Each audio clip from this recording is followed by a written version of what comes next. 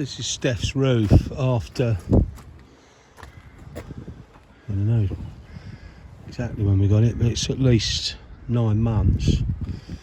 You can see where it comes through there, but it's drier, but that's because the wind's running on it and there's less on there than down here. But certainly beading up lovely.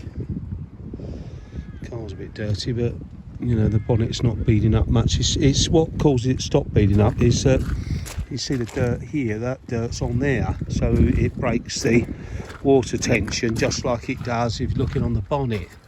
A little bit there, but this is smooth because the water tension's being broken. So if this was washed and cleaned and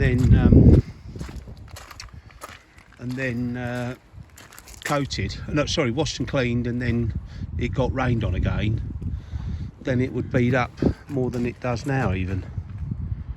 That makes sense because the dust's off.